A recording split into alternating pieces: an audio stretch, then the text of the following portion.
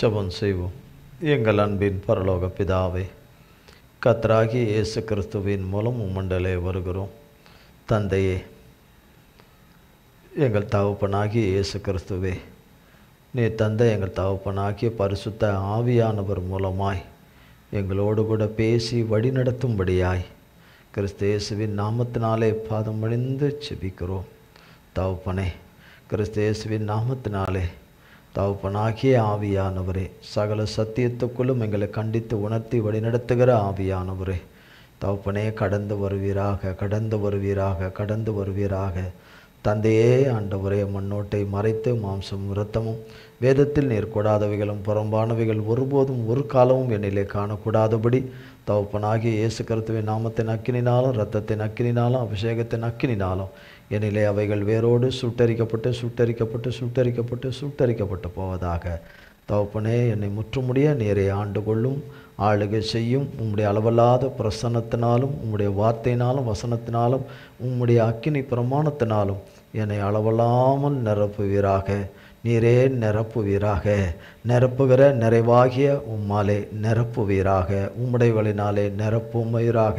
உடைய மன்னிப்பினாலும் கிருபையினாலும் உம்முடைய வல்லமையினாலும் ஆண்டவரே, உம்முடைய சாரத்தினாலும் சத்துவத்தினாலும் உம்முடைய அன்பினாலும் உம்முடைய வெளிச்சத்தினாலும் ஆண்டவரே, நித்திய ஜீவ ஒளினாலும் என்னையும் உம்முடைய பிள்ளைகளையும் லைவில் இணைந்திருக்கிற சிறியோர் முதல் பெரியோர் வரை ஒவ்வொருவரையும் நிரப்பும் நிரப்பும் நிரப்பும்.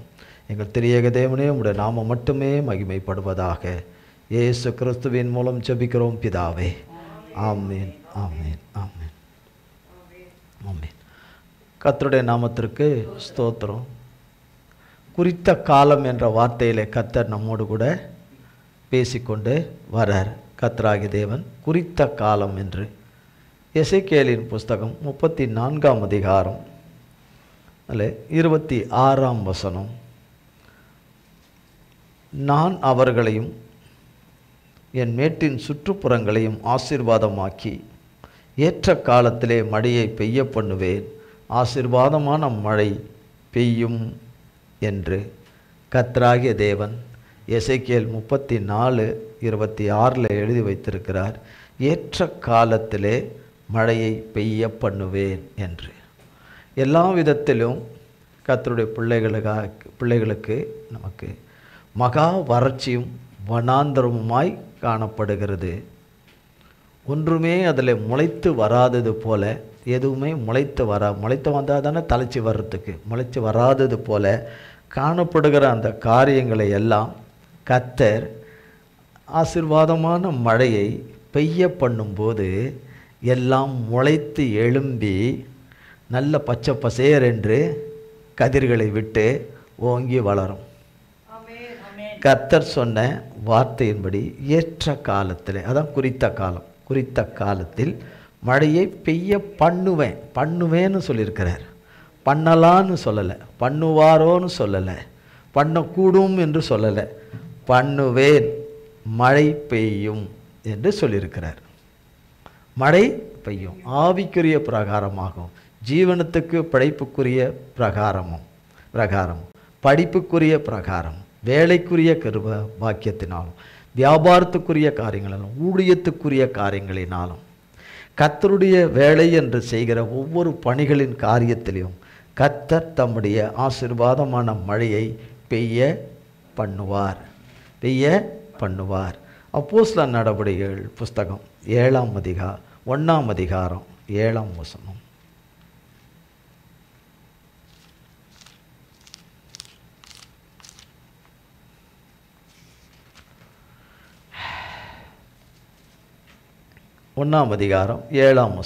அதற்கு அவர், பிதாவானவர் தம்முடைய ஆதீனத்திலே வைத்திருக்கிற காலங்களையும் வேலைகளையும் அறிகிறது உங்களுக்கு அடுத்ததல்ல.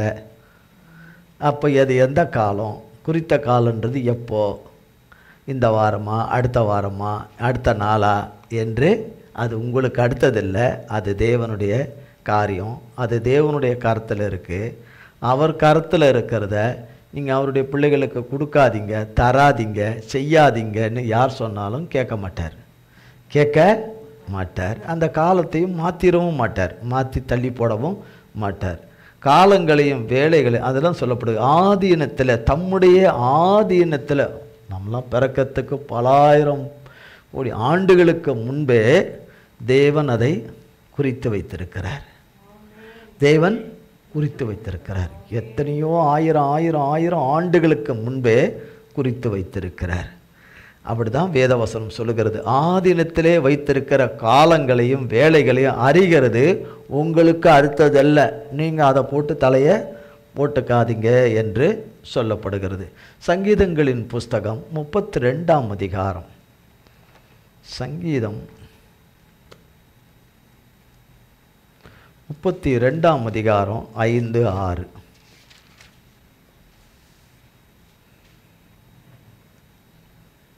நான் என் அக்கிரமத்தை மறைக்காமல் என் பாவத்தை உமக்கு அறிவித்தேன். என் மீறுதல்களை கர்த்தருக்கு அறிக்கையிடுவேன் என்றேன். தேவரீர் என் பாவத்தின் தோஷத்தை மன்னித்தீர். இதற்கு சகாயம் கிடைக்கும் காலத்தில், அதான் குறித்த காலம். என்ன காலம்? சகாயம் கிடைக்கிற காலம். சகாயம் கிடைக்கிற காலத்தில் பக்தி உள்ளவன் எவனும் உம்மை நோக்கி விண்ணப்பம் செய்வான்.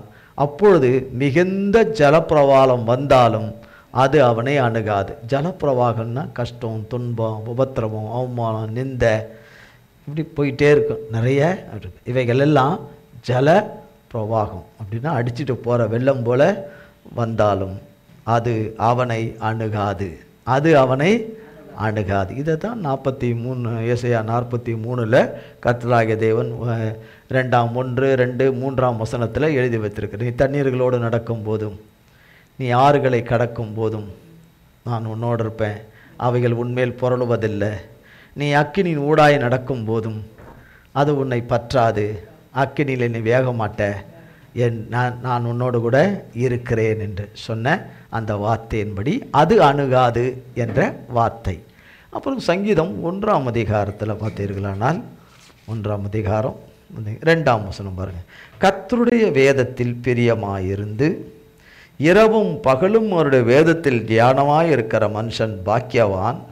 அவன் நீர்க்கால்களில் ஓரமாய் நடப்பட்டு தன் காலத்தில் அப்படின்னு போட்டிருக்கு. அப்படின்னா தன் காலத்தில், அதுவும் குறித்த காலம்.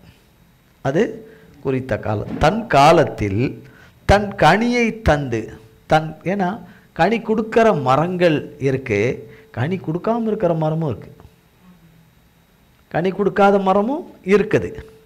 கனி கொடுக்கிற மரமும் கனி சாப்பிட்ற விதத்துலையும் சிலது இருக்குது, சாப்பிட முடியாத விதத்துலையும் சிலது இருக்குது.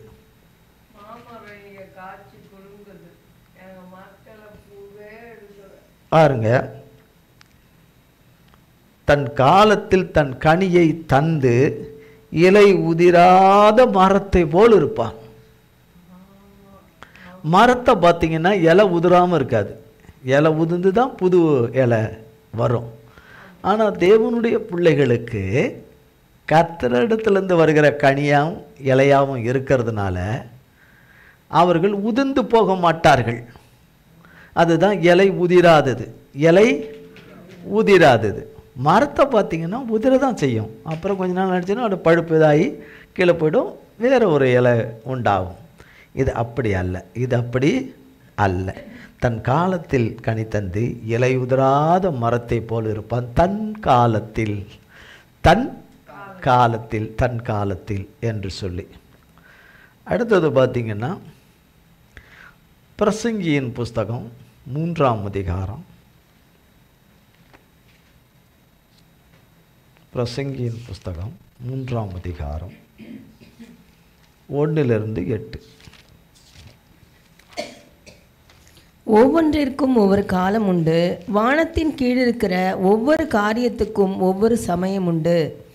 பிறக்க ஒரு காலம் உண்டு, இறக்க ஒரு காலம் உண்டு, நட ஒரு காலம் உண்டு, நட்டதை பிடுங்க ஒரு காலம் உண்டு, கொல்ல ஒரு காலம் உண்டு, குணமாக்க ஒரு காலம் உண்டு, இடிக்க ஒரு காலம் உண்டு, கட்ட ஒரு காலம் உண்டு, அழ ஒரு காலம் உண்டு, நகைக்க ஒரு காலம் உண்டு, புலம்ப ஒரு காலம் உண்டு, நடனம் பண்ண ஒரு காலம் உண்டு, கற்களை எரிந்துவிட ஒரு காலம் உண்டு, கற்களை சேர்க்க ஒரு காலம் உண்டு, தழுவ ஒரு காலம் உண்டு, தழுவாமல் இருக்க ஒரு காலம் உண்டு, தேட ஒரு காலம் உண்டு, இழக்க ஒரு காலம் உண்டு, காப்பாற்ற ஒரு காலம் உண்டு, எரிந்துவிட ஒரு காலம் உண்டு.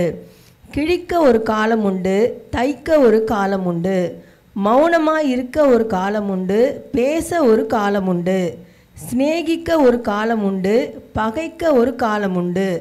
யுத்தம் பண்ண ஒரு காலம் உண்டு, சமாதானம் பண்ண ஒரு காலம் உண்டு. இதிலேயே நிறைய சொல்லிட்டாரு. பிரசங்கின் புஸ்தகத்திலேயே நிறைய சொல்கிறாரு. இத்தனை வகைக்கு வகை காலங்கள் இருக்குது. ஆனால் தேவன் நமக்கு சொல்லியிருக்கிற வார்த்தை என்ன? குறித்த காலம். தேவனுடைய கரத்தினாலே குறிக்கப்பட்டிருக்கிற, குறித்து வைக்கப்பட்டிருக்கிற காலம். அதை தான் யோபு சொன்னார். அவர் குறித்ததை எனக்கு நிறைவேற்றுவார். அவர் எனக்கு குறித்ததை நிறைவேற்றுவார். இப்படிப்பட்டவைகள் அவரிடத்துல அநேகம் இருக்குதுன்னு, ஒன்றல்ல நூற்றுக்கணக்கில் அவர்கிட்ட இருக்குதுன்னு பார்த்தா அப்படி தெரியல. ஆனால் அவர் குறித்த நேரம் வேலை வரும்போது அவராலே தெரிய வரும். அவரை நம்பி இருக்கிறவர்களுக்கு மட்டும்தான், அவரை நம்பாமல் இருக்கிறவங்களுக்கு கிடையாது. அடிக்கடி இதை சொல்வேன், அவரை நம்புகிறவர்களுக்கு மட்டும்தான். நம்முடைய நம்பிக்கை எப்படிப்பட்டது என்பது அவருக்கு நன்றாய் தெரியும். நாம் எப்படி அவரை சார்ந்திருக்கிறோம் என்றும் தெரியும். அவரை நாம் எப்படி பற்றி இருக்கிறோம் என்றும் தெரியும். நாம் அவர் மேலே எப்படி வாஞ்சையாக இருக்கிறோம் என்று சொல்ல வேதம் அதுதான் சொல்லுது. சங்கீதங்களின் புஸ்தகத்தில் 91ஆம் அதிகாரத்தில், அவன் என்னிடத்தில் வாஞ்சையாக இருக்கிறபடியால் அவனை விடுவிப்பேன். என்னிடத்தில்னா கர்த்தரிடத்தில், என்னிடத்தில் வாஞ்சையாக இருக்கிறபடியால் அவனை விடுவிப்பேன். அதனால் அவனுக்கு ஆபத்து வராமல் இருக்காது, அவனுக்கு வரலாம். ஆனால் அந்த ஆபத்தில் அவனோடு கூட இருந்து எல்லாவற்றிலிருந்தும் அவனை தப்ப பண்ணி அவனை காப்பாற்றி அவனுக்கு நான் என் ரட்சிப்பை அருளி செய்வேன். என் ரட்சிப்பை அவனுக்கு அருளி செய்வேன். அந்த சந்தோஷத்தையும் அந்த சமாதானத்தையும் அந்த இளைப்பாறுதலை அவனுக்கு நான் தருவேன். அவனுக்கு தருவேன் என்று சங்கீதம் 91ஆம் அதிகாரத்தில் கர்த்தர் சொல்லியிருக்கிறார். பிரசங்கி 8ஆம் அதிகாரம் 6ஆம் வசனம்.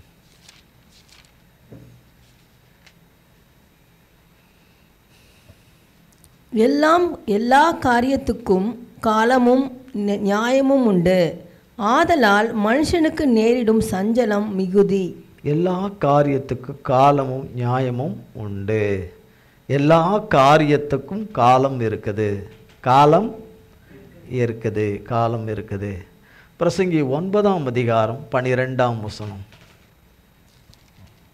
தன் காலத்தை மனுஷன் அறியான், மச்சங்கள் கொடிய வலையில் அகப்படுவது போலவும்.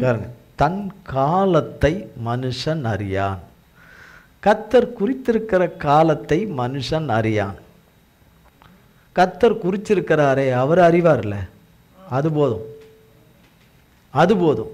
அவரே எனக்கு ஞாபகம் இல்லைன்னு சொல்லுவாரா? நான் குறித்தேன் தான், எங்கே வச்சேன்னு தெரில, குறித்து அங்கே வச்சேன், உன்னை குறித்து நான் எழுதி வச்சேன், ஆனால் எங்கே தான் வச்சுட்டேன்னு தெரில, எந்த ட்ராயரில் வச்சுட்டேன்னு தெரில, எந்த ஷெல்ஃபில் வச்சுட்டேன்னு தெரில, தேவதூதரை கொஞ்சம் தேட சொல்லியிருக்கிறேன், கிடைச்சதுன்னா உனக்கு நான் தரேன் அப்படின்னு சொல்கிறவர் கிடையாது. சொல்கிறவர் கிடையாது. வேதத்தில் சொல்ல, ஸ்திரியானவள் தன் கர்ப்பத்தின் பாலகனை மறப்பாளோ, அவள் தன் பிள்ளையை மறந்தாலும் நான் உன்னை மறப்பதில்லை, உன்னை உள்ளங்கையில் வணைந்து வைத்திருக்கிறேன், எல்லாவற்றையும் நான் எழுதி வச்சிருக்கிறேன். பிறக்கிற டைமையும் எழுதி வச்சேன், கண்ணை மூடுற டைமையும் எழுதி வச்சிருக்கிறேன், இதுக்கு இடைப்பட்டிருக்கிற எல்லா காலத்தையும் எழுதி வச்சிருக்கிறேன். அதில் கர்த்தருக்கு ஏற்ற குறித்த காலத்தையும் எழுதி வச்சிருக்கிறேன், விடுவிக்கிற காலத்தையும் எழுதி வச்சிருக்கிறேன், மீட்கிற காலத்தையும் எழுதி வச்சிருக்கிறேன், ரட்சிக்கிற காலத்தையும் எழுதி வச்சிருக்கிறேன், ஆசீர்வதிக்கிற காலத்தையும் எழுதி வச்சிருக்கிறேன், சம்பூரணமான காலத்தையும் எழுதி வச்சிருக்கிறேன். சகலவற்றையும் எல்லாவற்றையும் உன்னை கொண்டு செய்து முடிக்க வேண்டியவைகளையெல்லாம் செய்து முடிக்கிறதையெல்லாம் நேர்த்தியாக எழுதி வச்சிருக்கிறேன் என்று சொல்லுகிறவர் அதை செய்வார். நேர்த்தியாக எழுதி வைத்திருக்கிறேன் என்று சொல்லுகிறவர் அதை செய்வார். எரேமியா 50ஆம் அதிகாரம்.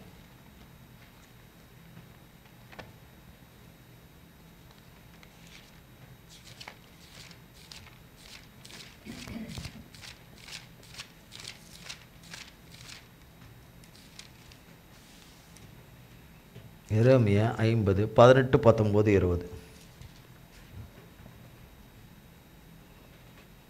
ஆகையால் இஸ்ரவேலின் தேவனாகிய சேனைகளின் கர்த்தர் சொல்லுகிறது என்னவென்றால், இதோ நான் அசீரியா ராஜாவை தண்டித்தது போல் பாபிலோன் ராஜாவையும் அவன் தேசத்தையும் தண்டித்து இஸ்ரவேலை அதன் வாசஸ்தலத்துக்கு திரும்பி வர பண்ணுவேன்.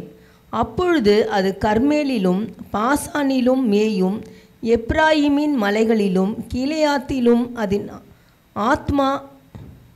ஆத்மா திருப்தியாகும். அந்நாட்களிலும் அக்காலத்திலும் இஸ்ரவேலின் அக்கிரமம் தேடப்பட்டாலும் அது காணாதிருக்கும், யூதாவின் பாவங்கள் தேடப்பட்டாலும் அவைகள் கிடையாதிருக்கும். நான் மீதியாக வைக்கிறவர்களுக்கு மன்னிப்பேன் என்று கர்த்தர் சொல்லுகிறார். ஆமென். குறித்த காலம், கர்த்தர் குறித்த காலத்தில் இஸ்ரவேலின் அக்கிரமம் தேடப்பட்டாலும், இஸ்ரவேல் தான் அவருடைய பிள்ளைங்க, அக்கிரமம் தேடப்பட்டாலும் அது இருக்காது. யூதா அவருடைய பிள்ளைங்க தான். யூதாவிலே பாவங்கள் தேடப்பட்டாலும் அது கிடையாது இருக்கும். தேடுவாங்க, 6000 ஆராய்வாங்க, ஒன்று கூட இருக்காது. ஒன்று கூட கர்த்தரால் ஒன்று கூட இருக்காது. அவர்களை ஆசீர்வதிப்பேன்றார். மன்னிப்பேன்னா ஆசீர்வதிப்பேன்றார். அவர்களே ஆசீர்வதிப்பேன்னா மீட்பேன், விடுவிப்பேன், ரட்சிப்பேன், எல்லாமே அதுக்குள்ளே கர்த்தருடைய கிருபையால் அடங்கிடும். நியாயாதிபதிகளின் புஸ்தகம் 10ஆம் அதிகாரம், நியாயாதிபதிகளின் புஸ்தகம் 10ஆம் அதிகாரம் 1ஆம் வசனத்திலிருந்து 16ஆம் வசனம் வரை, பேஜ் 316. அபிமெலேக்குக்கு பின்பு தோதோவின் மகனாகிய பூவாவின் குமாரன் தோலா என்னும் இசக்கார் கோத்திரத்தான் இஸ்ரவேலை ரட்சிக்க எழும்பினான். அவன் எப்ராயிம் மலை தேசத்து ஊராகிய சாமீரிலே குடியிருந்தான். அவன் இஸ்ரவேலை 23 வருஷம் நியாயம் விசாரித்து பின்பு மரித்து சாமீரிலே அடக்கம் பண்ணப்பட்டான். அவனுக்கு பின்பு கீலேயாத்தியனான யாவீர் எழும்பி இஸ்ரவேலை 22 வருஷம் நியாயம் விசாரித்தான். 30 கழுதை குட்டிகளின் மேல் ஏறும் 30 குமாரர் அவனுக்கு இருந்தார்கள். அவர்களுக்கு 30 ஊர்களும் இருந்தது. கீலேயா தேசத்தில் இருக்கிற அவைகளுக்கு இந்நாள் வரைக்கும் யாவீரின் கிராமங்கள் என்கிற பேர் இருக்கிறது. யாவீர் மரித்து காமோனிலே அடக்கம் பண்ணப்பட்டான்.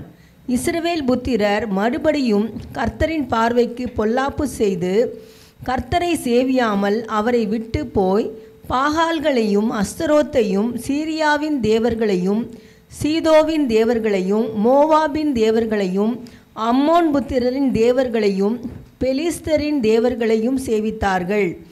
அப்பொழுது கர்த்தர் இஸ்ரவேலின் மேல் கோபமூண்டு அவர்களை பெலிஸ்தர் கையிலும் அம்மோன் புத்திரர் கையிலும் விற்று போட்டார். அவர்கள் இந்த வருஷம் முதற்கொண்டு 18 வருஷமாய் யோர்தானுக்கு அப்பாலே கீலேயாத்திலுள்ள எமோரியரின் தேசத்தில் இருக்கிற இஸ்ரவேல் புத்திரரை எல்லாம் நெருக்கி ஒடுக்கினார்கள். அம்மோன் புத்திரர் யூதாவின் மேலும் பென்யமீன் மேலும் எப்ராயிம் குடும்பத்தார் மேலும் யுத்தம் பண்ண யோர்தானை கடந்து வந்தார்கள். இஸ்ரவேலர் மிகவும் நெருக்கப்பட்டார்கள். அப்பொழுது இஸ்ரவேல் புத்திரர் கர்த்தரை நோக்கி முறையிட்டு, உமக்கு விரோதமாக பாவம் செய்தோம், நாங்கள் எங்கள் தேவனை விட்டு பாகால்களை சேவித்தோம் என்றார்கள். கர்த்தர் இஸ்ரவேல் புத்திரரை நோக்கி, எகிப்தியரும் எமோரியரும் அம்மோன் புத்திரரும் பெலிஸ்தியரும் சீதோனியரும் அமலேக்கியரும் மாகோனியரும் உங்களை ஒடுக்கும் சமயங்களில் நீங்கள் என்னை நோக்கி முறையிட்ட போது நான் உங்களை அவர்கள் கைக்கு நீங்களாக்கி ரட்சிக்கவில்லையா? அப்படியிருந்தும் நீங்கள் என்னை விட்டு அந்நிய தேவர்களை சேவித்தீர்கள். ஆகையால் இனி உங்களை ரட்சியேன். நீங்கள் போய் உங்களுக்காக தெரிந்து கொண்ட தேவர்களை நோக்கி முறையிடுங்கள், அவைகள் உங்கள் ஆபத்தின் காலத்தில் உங்களை ரட்சிக்கட்டும் என்றார். இஸ்ரவேல் புத்திரர் கர்த்தரை நோக்கி, பாவம் செய்தோம், தேவரீர் உம்முடைய பார்வைக்கு நலமானதை எங்களுக்கு செய்யும், இன்றைக்கு மாத்திரம் எங்களை ரட்சித்தருளும் என்று சொல்லி அந்நிய தேவர்களை தங்கள் நடுவிலிருந்து விலக்கிவிட்டு கர்த்தருக்கு ஆராதனை செய்தார்கள். அப்பொழுது அவர் இஸ்ரவேலின் வருத்தத்தை பார்த்து மனதுருகினார். மனதுருகினார். இங்கு நியாயாதிபதிகளின் புஸ்தகத்தில் கர்த்தருடைய ஜனத்தை, இஸ்ரவேல் ஜனத்தை குறித்து சொல்லப்படுது. இங்கே நியாயாதிபதிகள் தான் கர்த்தருடைய ஜனங்களை வழி நடத்துகிறார்கள். ஒவ்வொரு நியாயாதிபதியை கர்த்தர் எழுப்பி அவங்க மூலயமா ரட்சிப்பை கட்டளையிட்டு ஜனங்களை நடத்தி வந்தாலும் ஜனங்க திரும்ப விக்கிரங்களுக்கு பின்னாக பேய் வணக்கத்துக்கு பின்பாக கடந்து போயிடுறாங்க. அப்பப்போ போயிடுறாங்க. கர்த்தருக்கு மிகுந்த கோபத்தை உண்டு பண்ணுகிற காரியத்தை அவ்வப்போது செய்கிறாங்க. அப்படி செய்கிறாங்க. இப்படி ஒவ்வொருத்தரா எழும்பி செய்யும்போது இசக்கார் கோத்திரத்தை சேர்ந்த எப்ராஹிம் மலதேச ஊரானாகிய சாமீரிலே குடியிருந்தான். அவன் இஸ்ரவேலை 23 வருஷம் நியாயம் விசாரித்து ஜனங்களை 23 வருஷம் நடத்தியிருக்கான். பிறகு அப்போ எல்லாம் ஒழுங்காக நடந்திருக்காங்க. அவன் மரிச்சிட்டான். அவன் மரித்த பின்பு கீலேயாத்தனாகிய யாவீர் எழும்பி இஸ்ரவேலை 22 வருஷம் நியாயம் விசாரித்தான். யாவீர் என்பவன். அவனுக்கு 30 பிள்ளைங்க, 30 பையன். 30 பையனுக்கு 30 கழுதைங்க மேலே, அவனுங்க கழுதை மேலே இந்த 30 கழுதைங்க. அவங்களுக்கு 30 ஊர் இருக்குதுன்னு. பிறகு அவனுடைய காலம் முடிந்து அவன் மரிச்சிட்டான். அந்த யாவீர் என்பவன் இறந்துட்டான். திரும்ப ஜனங்க இஸ்ரவேல் புத்திரர் 6ஆம் வசனம், இஸ்ரவேல் புத்திரர் மறுபடியும் கர்த்தரின் பார்வைக்கு பொல்லாப்பு செய்து, என்ன செய்து, இன்றைக்கி நம்ம என்ன செய்கிறோமோ அன்றைக்கி அவங்க செஞ்சாங்க. இன்றைக்கி பாகால் அது இதுன்னு சொல்லி நம்ம வெளியரங்கமாக சிலைகளை வணங்காடிட்டோம். அப்படிப்பட்ட மனிதர்களையும் மனுஷிகளை பின்பற்றி, அப்படிப்பட்ட சாத்தானின் வார்த்தைகளை பின்பற்றி கடந்து போகிறோம். எதுக்கும் ஒன்றும் பெரிய வித்தியாசம் நமக்கும் அவங்களுக்கும் பெரிய வித்தியாசம் இல்லை. தவறு செய்கிறவர்களுக்கு அப்படி வித்தியாசம் ஒன்றும் இல்லை. இஸ்ரவேல் புத்திரர் மறுபடியும் கர்த்தரின் பார்வைக்கு பொல்லாப்பு செய்து கர்த்தரை சேவியாமல் அவரை விட்டு போய் பாகால்களையும் அஸ்ரோத்தையும் சீரியாவின் தேவர்களையும் சீதோனின் தேவர்களையும் மோவாப்பின் தேவர்களையும் அம்மோன் புத்திரரின் தேவர்களையும் பெலிஸ்தரின் தேவர்களையும் சேவித்தார்கள். பெலிஸ்தியர்களின் தேவனையும் சேவித்தார்கள் என்று சொல்லி, அப்போ இவ்வளோ வகைக்கு வகை தேவர்களை குறித்து சொல்லப்பட்டிருக்குது. தேவன் அல்லாத விழுந்து போன சத்ருவும் சாத்தானே வணங்குகிறவர்களாக, ஜீவனுள்ள தேவனை ஆராதிக்கிறவர்கள் தேவனை விட்டு வழி விலகுகிறார்கள் என்றால் அவர்களுடைய தொடர்பு பழக்க வழக்கங்கள் இத்தனை வகைக்கு வகை சொல்லியிருக்கிறவங்களோடு கூட இல்லைன்னா வராது. அவங்களோட பழக்க வழக்கங்களோடு இருந்து அந்த பழக்க வழக்கத்தை அவங்க எடுத்துக்கிறாங்க. ஒரே தேவனை, சர்வ வல்லமுள்ள சர்வ சிருஷ்டிகரை வணங்குகிறவர்கள், மெய்யாய் வணங்குகிறவர்கள் இதில் போகவே மாட்டார்கள். இந்த ஜனங்க அப்படி போயிட்டாங்க.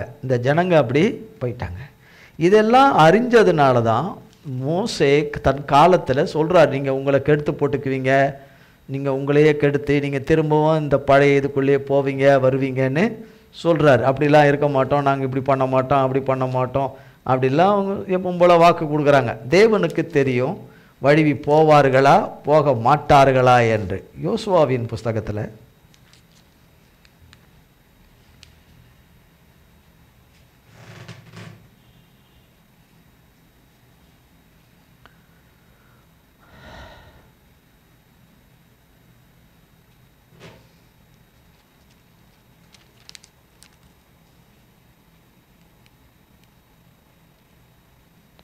எடுத்தாச்சா? 24ஆம் அதிகாரம்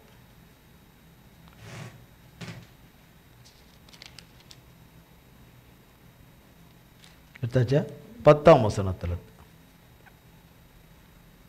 24ஆம் அதிகாரம் பேஜ் 300. பிலேயாமுக்கு செவி கொடுக்க எனக்கு சித்தமில்லாததினாலே அவன் உங்களை ஆசீர்வதிக்கவே ஆசீர்வதித்தான். இவ்விதமாய் உங்களை அவன் கைக்கு தப்புவித்தேன். வாசிங்க, அப்படி கேளு, அப்படியே வாசிங்க. 11, 12, 13. பின்பு யோர்தானை கடந்து எரிகோவுக்கு வந்தீர்கள்.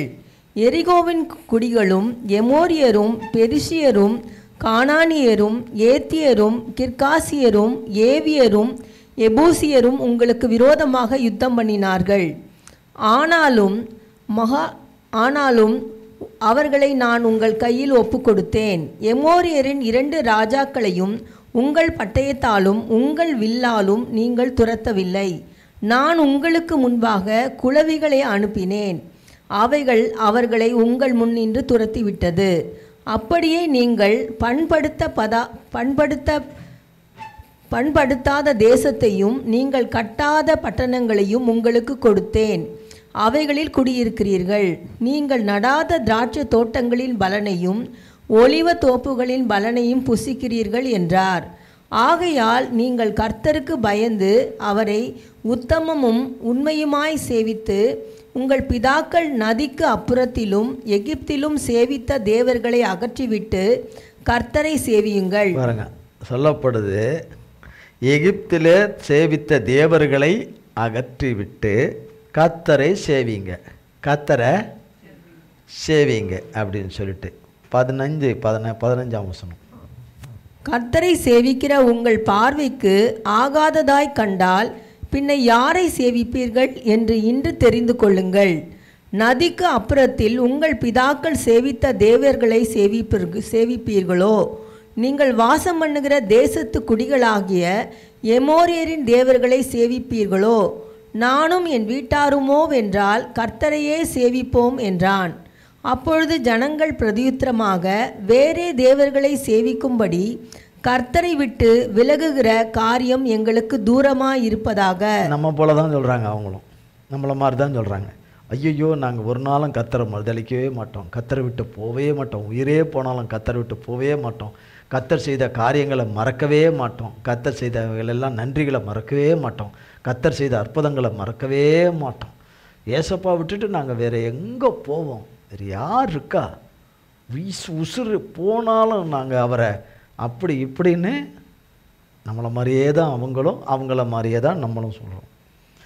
இங்கே சொல்லுகிறார்கள், கர்த்தரை விட்டு விலகிற காரியங்களுக்கு தூரமாக இருப்பதாக. கன்னியாகுமரிக்கும் இமயமலைக்கும் உள்ள வித்தியாசம் போல் இருப்பதாகன்ற மாதிரி எங்களுக்கு வித்தியாசம் அப்படி தூரமாக இருப்பதாக அப்படின்னு சொல்கிறாங்க. சப்படம் பண்ணிட்டு அப்படியே வாசிங்க 17, 18, 19. நம்மையும் நம்முடைய பிதாக்களையும் அடிமைத்தன வீடாகிய எகிப்து தேசத்திலிருந்து புறப்பட பண்ணி நம்முடைய கண்களுக்கு முன்பாக பெரிய அடையாளங்களை செய்து நாம் நடந்த எல்லா வழியிலும் நாம் கடந்து வந்த எல்லா ஜனங்களுக்குள்ளும் நம்மை காப்பாற்றினவர் நம்முடைய தேவனாகிய கர்த்தர்தாமே. தேசத்திலே குடியிருந்த எமோரியர் முதலான சகல ஜனங்களையும் கர்த்தர் நமக்கு முன்பாக துரத்தினாரே. ஆகையால் நாங்களும் கர்த்தரை சேவிப்போம், அவரே நம்முடைய தேவன் என்றார்கள். சொல்கிறாங்க, நம்ம இவ்வளோ துரத்தினாரே, இவ்வளோ பண்ணாரே, அவ்வளோ செய்தாரே, நம்ம தேவனை மாதிரி யாருமே கிடையாது, அவர்த்த தான் தேவன். அப்படிலாம் துரத்தினாரே, அவரை விட்டுட்டு நாங்கள் போவோமா? அவரை விட்டுட்டு நாங்கள் பாகாலை வணங்குவோமா? அவர்களை விட்டு நாங்கள் பிசாசை வணங்குவோமா?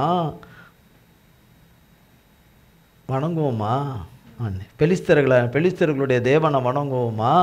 பெலிஸ்தர்கள் யார் என்றதை நீங்கள் பார்த்து கொள்ளலாம். அவர்கள் தேசங்கள் நிறைய இன்றைக்கும் பூமியில் அவர்களுடைய தேசங்கள் எண்ணெய் வளங்கள் நிறைந்த தேசங்களாக இருக்குது, எண்ணெய் எடுக்கிற தேசங்களாக இருக்குது பெலிஸ்தர்களுடைய தேவர்கள். அந்த தேவர்களை வணங்கிறது, இப்படி ஏராளமான அஸ்தரோத்து தாகோன் எல்லா வகையில் என்னென்ன இருக்குதோ கண்ட மெனிக்கு எல்லாவற்றையும் பின்பற்றுகிறவர்களாக, சேவிக்கிறவர்களாக, அதுக்கு தூபம் போடுறவங்களாக, அதை சர்வ சாஷ்டாங்கமாக வணங்குறவங்களாக, பூஜை செய்கிறவங்களாக, பலி செலுத்துகிறவங்களாக எல்லாம் மாறிட்டாங்க. இங்கே நியாயாதிபதிகளில் வாசிக்கிறப்போ இங்கே இந்த இடத்துல சொல்லப்படுது, யோசுவாவின் காலத்தில் அவருடைய மரண காலம் நெருங்குது. மூலத்தார் போகிற வழியே நான் என்ன செய்ய போகிறேன்றார். கர்த்தருடைய சமூகத்துக்கு போகிறேன். போகிறதுக்கு முன்னாடி உங்களுக்கு இதெல்லாம் சொல்கிறேன், நீங்கள் என்ன இதெல்லாம் நீங்கள் என்ன செய்திடாதீங்க, பண்ணிடாதீங்க, கொன்னுடாதீங்க அப்படிங்கிறார். 110 வயசு வந்துருச்சு அவருக்கு. யோசுவாவுக்கு 110 வயது வந்துடுச்சு. வந்து கர்த்தர்கிட்ட போகிறதுனால சொல்கிறாரு கூப்பிட்டு, சர்வ ஜனங்கள் இஸ்ரவேல் ஜனங்கள் கிட்டத்தட்ட அந்த காலகட்டங்களில் இருப்பாங்க, கிட்டத்தட்ட 40-45 லட்சங்கள் கூட இருப்பாங்க. ஏன்னா மோசே அழைத்து கொண்டு வரும்போதே 30 லட்சம் ஜனங்க. அப்படின்னா அதுக்கு பிறகாலன்னா இன்னும் நிறைய ஜனங்கள் இருந்திருப்பாங்க, நிறைய ஜனங்கள் லட்சக்கணக்கில் இன்னும் கூட இருப்பாங்க. அப்போ சொல்கிறார், அந்த ஜனங்களை பார்த்து தான் சொல்கிறார், கர்த்தர் சொல்கிறது தான் சொல்கிறார். இப்படிலாம் செய்தாரே பண்ணாரே, நீங்கள் கர்த்தரை விட்டுட்டு வேறு என்ன செய்திடாதீங்க, பேய் பிசாசுகளும் பிசாசின் மனுஷர்கள் அவங்க கும்பிட்ற வழிகளில் நீங்கள் போயிடாதீங்க. இல்லை போவே மாட்டோம்னு திருப்பியும் சொல்கிறாங்க, நாங்கள் போவே மாட்டோம் என்று சொல்லி. 19ஆம் வசனம். யோசுவா ஜனங்களை நோக்கி, நீங்கள் கர்த்தரை சேவிக்க மாட்டீர்கள். அவர் சொல்றாரு, தீர்க்க தரிசனமா சொல்றாரு, கர்த்தருடைய ஆவிலாருன்னு சொல்றாரு. நீங்க சொல்றது, வாக்கு கொடுக்கறது, கர்த்தருக்கு முன்னாடி வாக்கு கொடுக்கறது, கொள்றது, அந்த உறுதிமொழி எல்லாம் டூப்புன்றார். நீங்க பிசாசை தான் கும்பிட போவீங்கன்றார். பிசாசை தான் கும்பிட போவீங்க, நீங்க கும்பிட போவீங்க அப்படிங்கிறார். சேவிக்க மாட்டீர்கள் அப்படின்னு. அவர் பரிசுத்தமுள்ள தேவன், அவர் எரிச்சலுள்ள தேவன், உங்கள் மீறுதல்களையும் உங்கள் பாவங்களையும் மன்னியார். கர்த்தர் உங்களுக்கு நன்மை செய்திருக்க நீங்கள் கர்த்தரை விட்டு அந்நிய தேவர்களை சேவித்தால் அவர் திரும்பி உங்களுக்கு தீமை செய்து உங்களை நிர்மூலமாக்குவார் என்றான். இவ்வளவு சொல்லி பயம் முன்னிலே சொல்றார், அப்படி ஆயிடுவீங்க இப்படி ஆயிடுவீங்க என்று சொல்றார். அதே யோசுவா 23ஆம் அதிகாரம், யோசுவாவின் புஸ்தகம் 23ஆம் அதிகாரம்.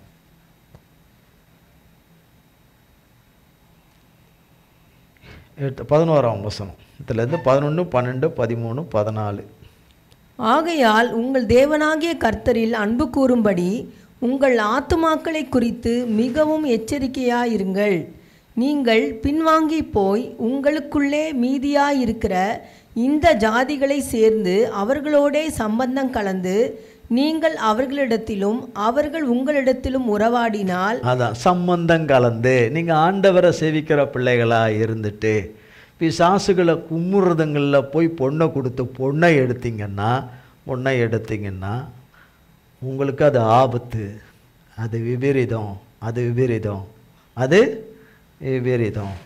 சொல்லிட்டு அவங்க கர்த்தரை சேவிக்க மாட்டாங்க. விக்கிரத்தை எடுத்துக்கிட்டு தான் வீட்டுக்கு வருவாங்க. தேவனுடைய சமூகத்துக்கு வர மறுப்பாங்க. நாங்கள் எப்படியும் சரி கட்டிடுவோம், எப்படியும் ஏசாமி பிள்ளையா மாத்திரத்துக்கு நம்மளே முதல்ல ஏசாமி பிள்ளையா நிற்கலையே, அப்புறம் எங்கே இன்னொருத்தரை சரி கட்டுறது? நம்மளே ஏசாமி பிள்ளையா நிற்கலை, அப்புறம் நம்ம போய் எங்கே இன்னொன்று போய் சரி கட்டுறது? பிசாசுகளும் பிசாசுனுடைய இதுகளையும் உள்ளே வர வைத்துட்டு அதுக்கப்புறம் அவங்கள ரட்சிங்க இவங்கள ரட்சிங்க அவங்கள இது பண்ணுங்கன்னு சொல்கிறத நம்ம அநேக இடங்களில் கேட்குறோம். அதுதான் இதில் போடப்பட்டிருக்குது. இதில் போடப்பட்டிருக்கிற வார்த்தை என்ன? நீங்கள் பின்வாங்கி போய் உங்களுக்குள்ளே மீதியாக இருக்கிற அந்த ஜாதிகளோடு சேர்ந்து அவர்களோடு சம்பந்தம் கலந்து நீங்கள் அவர்களிடத்திலும் அவர்கள் உங்களிடத்திலும் உறவாடினால் என்று போடப்பட்டிருக்குது. அதனால தான் 13. உங்கள் தேவனாகிய கர்த்தர் இனி இந்த ஜாதிகளை உங்களுக்கு முன்பாக துரத்திவிட மாட்டார் என்றும், உங்கள் தேவனாகிய கர்த்தர் உங்களுக்கு கொடுத்த இந்த நல்ல தேசத்திலிருந்து அழிந்து போக மட்டும் அவர்கள் உங்களுக்கு கண்ணியாகவும் வலையாகவும் உங்கள் கண்களுக்கு முள்ளுகளாகவும் இருப்பார்கள் என்றும் நிச்சயமாய் அறியுங்கள். இதோ திரும்ப வாசித்துறேன். அது அவர்கள் உங்களுக்கு கண்ணியாகவும் வலைகளாகவும் உங்கள் விழாக்களுக்கு சவுக்காகவும், அதை விட்டுட்டோம், விழாக்களுக்கு சவுக்காகவும் உங்கள் கண்களுக்கு முள்ளுகளாகவும் நிச்சயமாக இருப்பார்கள். உபத்திரமாக இருக்குது. என்னது உபத்திரம்னா அப்படி ஒரு உபத்திரமாக இருக்கும் என்று அறிய கடவர்கள் என்று சொல்லி விலையேற பெற்ற இந்த கர்த்தரால் விலையேற பெற்ற இந்த தாசன் படுத்த பழமாகி கர்த்தர்கிட்ட போகிறாரு. அப்போ சொல்கிறார், அருமையான ஒரு வார்த்தை சொல்கிறார். 14ஆம் வசனம். இதோ இன்று நான் பூலோகத்தார் எல்லாரும் போகிற வழியே போகிறேன். உங்கள் தேவனாகிய கர்த்தர் உங்களுக்காக சொன்ன நல் வார்த்தைகளில் எல்லாம் ஒரு வார்த்தையும் தவறி போகவில்லை என்பதை உங்கள் முழு இருதயத்தாலும் உங்கள் முழு ஆத்துமாவாலும் அறிந்திருக்கிறீர்கள். அவைகள் எல்லாம் உங்களுக்கு நிறைவேறிற்று. அவைகளில் ஒரு வார்த்தையும் தவறி போகவில்லை. இப்பொழுதும் உங்கள் தேவனாகிய கர்த்தர் உங்களோடே சொன்ன நல்ல காரியமெல்லாம் உங்களிடத்தில் எப்படி நிறைவேறிற்றோ அப்படியே உங்கள் தேவனாகிய கர்த்தர் உங்களுக்கு கட்டளையிட்ட அவருடைய உடன்படிக்கையை நீங்கள் மீறி அந்நிய தேவர்களை சேவித்து அவைகளை பணிந்து கொள்ளும் காலத்தில், பார்த்தீங்களா, பணிந்து கொள்ளும் காலத்தில். அப்போ அந்த காலங்கள் பணிந்து கொள்ளுகிற அந்த காலம் கர்த்தர் குறித்திருக்கிற நன்மையான காலம் அல்ல. ஆனால் அப்படிப்பட்ட காலங்கள் வரும், அப்படிப்பட்ட காலங்கள் வரும். அந்த காலத்தில் பணிந்து கொள்ளாதீர்கள், அப்படி செய்திராதீங்க என்று எச்சரிக்கிறார்.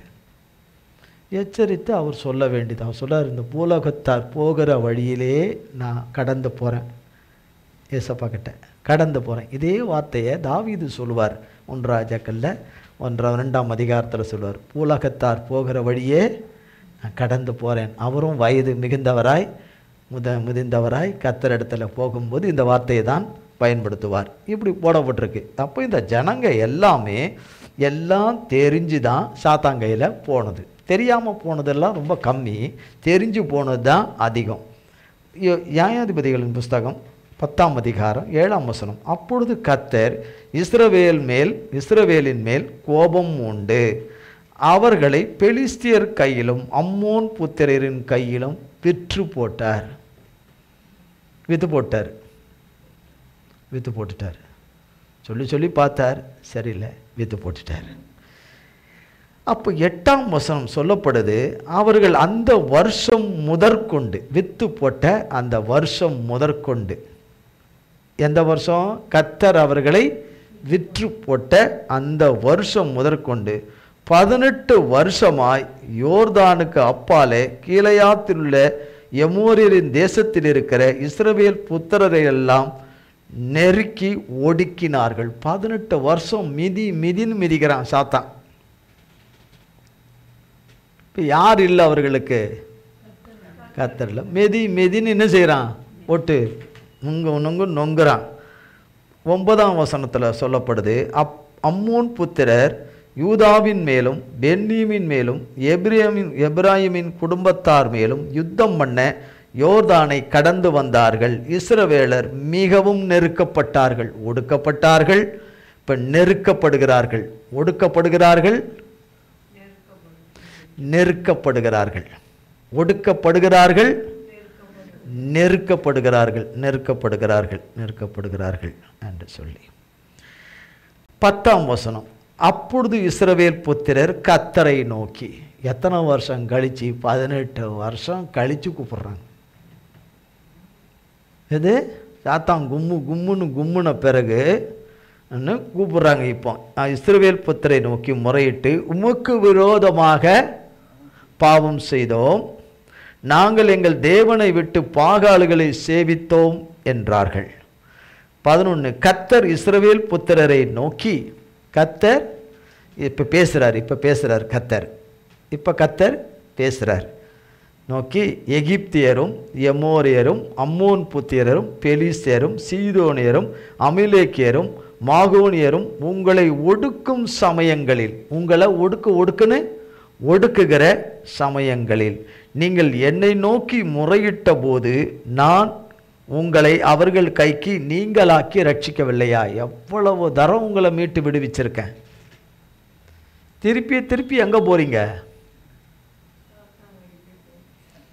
அப்படி இருந்தும் நீங்கள் என்னை விட்டு அந்நிய தேவர்களை சேவித்தீர், ஆகையால் இனி உங்களை ரட்சியேன் என்று சொல்றார். உங்களை ரட்சிக்க மாட்டேன்னா ரட்சியேன்றார். நீங்கள் போய் உங்களுக்காக தெரிந்து கொண்ட தேவர்களை நோக்கி முறையிடுங்கள், அவைகள் உங்கள் ஆபத்து காலத்தை உங்களை ரட்சிக்கட்டும் என்றார். இஸ்ரவேல் புத்திரர் கதறாங்க. திரும்ப இஸ்ரவேல் புத்திரர் கர்த்தரை நோக்கி, பாவம் செய்தோம், தேவரீர் உம்முடைய பார்வைக்கு நலமானபடி எங்களுக்கு செய்யும், இன்றைக்கு மாத்திரம் எங்களை ரட்சித்தருளும் என்று சொல்லி, இன்றைக்கு மாத்திரம் எங்களை, இந்த ஒரு விசை எங்களை என்ன செய்திருங்க, மன்னிச்சு எங்களுக்கு இது பண்ணுங்க, எங்களை ரட்சித்தருங்கன்னு சொல்றாங்க. அதுக்கு பாருங்க கர்த்தர் 16. அந்நிய தேவர்கள் தங்கள் நடுவிலிருந்து விலக்கி விட்டு, இப்போ அந்நிய தேவர்கள் எல்லாம் அவங்க உள்ளத்துல இருந்து, அவங்க வாழ்க்கைக்குள்ள இருந்து, அவங்க எல்லையிலேருந்து எடுத்துட்டாங்க. இப்போ என்ன பண்ணிட்டாங்க? எடுத்துட்டாங்க, விலக்கி விட்டு கர்த்தருக்கு ஆராதனை செய்தார்கள். அப்பொழுது அவர் இஸ்ரவேலின் வருத்தத்தை பார்த்து மனது உருகினார், விடுவிச்சிட்டார், மனது உருகினார். இது பழைய ஏற்பாட்டின் காலம், பழைய ஏற்பாட்டின் காலம். புதிய ஏற்பாட்டின் காலத்தில் அப்போ ஒடுக்குகிறார்கள் என்று சொல்லப்படுது. ஒடுக்குகிறார்கள், என்ன செய்கிறார்கள்? ஒடுக்குகிறார்கள், ஒவ்வொருவரும் ஒடுக்குகிறார்கள், நெருக்குகிறார்கள். தேவனுடைய பிள்ளைகளுக்கு கிடைக்கக்கூடாதபடி செய்கிறார்கள். அவர்களை யார் தான் அழிக்க முடியும்? கர்த்தருடைய பிள்ளைங்க கர்த்தருடைய பார்வையில் அவரோடு கூட ஒப்புரவாகி, அவர் பார்வையில் ஒப்புரவு ஆயிட்டாங்க. அவங்க சொல்கிற வார்த்தை, கொடுக்குற வாக்குறுதிகள், சொல்கிற உறுதிமொழிகள் எல்லாமே உண்மையாக இருக்கும் பட்சத்தில் கர்த்தர் அவர்களை அழிப்பார். கட்டுகளை அறுப்பார், அவர்களை அழிப்பார். தேவ பிள்ளைகளுடைய நன்மையை, ஆசீர்வாதத்தை, பரிசுத்தத்தை கெடுத்தவர்களை அழிப்பார். பயமாக இருக்குது சிலருக்கு ஆமேன்னு சொல்கிறதுக்கு. ஏன்னா நம்ம யாராவது அதில் இருந்தோம்னா நம்ம புட்டுக்கிட்டு போயிடுவோமே, எங்கேயாவது மூலையில் எங்கன்னா இருந்தோம்னா நம்மளும் சேர்ந்துக்கிட்டு ஆமேன்னு சொல்லிவிட்டோமே, தெரியாதனமா நமக்கே நாம் ஆமேன்னு சொல்லிட்டோமேன்ட்டு. கர்த்தராகிய தேவன் அதைத்தான் நமக்கு வேதத்தில் எழுதி வைத்திருக்கிறார். எரேமியாவின் புஸ்தகம் 50ஆம் அதிகாரம்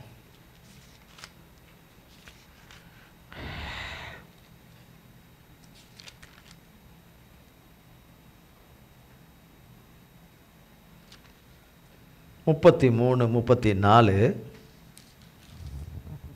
சேனைகளின் கர்த்தர் சொல்லுகிறது என்னவென்றால், இஸ்ரவேல் புத்திரரும் யூதா புத்திரரும் ஏகமாய் ஒடுங்குண்டார்கள். அங்க சொன்னாங்கல்ல, ஒடுக்கப்பட்டார்கள், நெருக்கப்பட்டார்கள், ஒடுங்குண்டார்கள். ஒன்றும் பண்ண முடியாத நிலைமையில ஆக்கி வச்சிருக்கிறார்கள் தேவ பிள்ளைகளை. ஒன்றும் பண்ண முடியாத நிலைமைக்கு ஆக்கி வைத்திருக்கிறார்கள், ஒடுங்குண்டார்கள். அவர்களை சிறையாக்கின யாவரும் அவர்களை விடமாட்டோம் என்று கெட்டியாய் பிடித்து கொண்டார்கள். பாருங்க, அவர்களை சிறையாக்கினவர்கள் அவர்கள் செய்த தப்பிதம், மதியினும் புத்தியினும், கர்த்தரை விட்டு விலகின காரியம், கர்த்தருடைய ஆலோசனையை மதியாமல் போனது, செவிகொடாமல் போனது, கீழ்ப்படியாமல் போனதில் சிறைப்பட்டு விட்டார்கள். சிறை பிடிக்கப்பட்ட அவர்களை விடமாட்டோம் என்று கெட்டியாக பிடித்து கொண்டார்கள். என்று விடமாட்டோம். அவர்களுக்கு நன்மை வரக்கூடாது, ஆசீர்வாதம் வரக்கூடாது, அவர்களுக்குன்னு என்னென்ன இருக்கோ வரக்கூடாது. அவர்கள் நோக்கி கர்த்தரை நோக்கி கதறுகிற காரியங்கள் ஒன்று கூட அவர்களுக்கு கிடைக்கவே கூடாது, வாய்க்கக்கூடாது என்று அவர்கள் கெட்டியாய் பிடித்து கொண்டார்கள். 34ஆம் வசனம். அவர்களுடைய மீட்பரோவெனில் வல்லமை உள்ளவர், சேனைகளின் கர்த்தர் என்பது அவருடைய நாமம். தேசத்தை இளைப்பாற பண்ணுவதற்கும் பாபிலோன் குடிகளை தத்தளிக்க பண்ணுவதற்கும் அவர்களுடைய வழக்கை அவர் நடத்துவார். அவர் வருவாராம், வந்து நடத்துவாராம். கெட்டியா பிடிச்சிருக்கிறவங்களை என்ன பண்ணணுமோ பண்ணுவாராம், என்ன பண்ணணுமோ பண்ணுவாராம். அவர் தான் சொல்லியிருக்காரு, நான் சொல்லலை. அதனால் சொல்லி அவங்க இழந்து போன எல்லாவற்றையும் கொடுத்து, இழந்து போன எல்லா சமாதானத்தையும் அவங்களுக்கு தந்து கைவிடாமல் இருப்பேன் என்று வாக்கு கொடுத்திருக்கிறார். மார்க் எழுதின சுவிசேஷம் பாருங்க. உம்மை குறித்து கேள்விப்பட்டேன். உம்மை குறித்துனா ஆண்டவரை குறித்து கேள்விப்பட்டேன். இப்போ நான் உங்களை பார்க்குறேன் ஆண்டவரை, உங்களுடைய மகத்துவத்தையும் வல்லமையும் உங்களையும் சேர்த்து பார்க்குறேன் என்ற ஒரு பகுதி. போன வரலாம் சொன்னார்ல, அதுக்கு முன்னாடி உம்மை குறித்து யோபுல சொல்லப்படுது. உம்மை குறித்து கேள்விப்பட்டேன், யோபு இப்போ பார்க்குறேன்றார். யோபு தேவனை பார்க்குறேன்னாரு. சில இடங்களில் தேவனை பார்க்க முடியலை என்றாலும் தேவன் சொன்ன வார்த்தையின்படி நிறைவேறினதை பார்க்கும்போது அது தேவனை பார்த்தது. இங்கு தேவனே ஒருவனுக்கு முன்பாக நிற்கிறார்னா அவனுக்கு முன்னாடி இருக்கிறார். சமீபத்தில் வந்திருக்கிற தேவனை, மிக அருகேல வந்திருக்கிற தேவாதி தேவனை, கத்தாதி கத்தரை, ராஜாதி ராஜாவை விட்டுவிடக்கூடாது. தனக்கு கிடைத்த காலத்தில், தான் இருக்கும் காலத்தில், தாம் வாழும் காலத்தில், தேவன் குறித்திருக்கிற இந்த காலத்தில் தேவனை நான் விட்டுவிடக்கூடாது. தேவன் கடந்து சென்று விட்டால் நான் என் நன்மையை, என் ஆசீர்வாதத்தை, என் அற்புதத்தை நான் இழந்து விடுவேன் என்று நினைத்த ஒரு மனிதனை குறித்தது தான் மார்க் எழுதின சுவிசேஷம் 10ஆம் அதிகாரம் 46லேருந்து 52.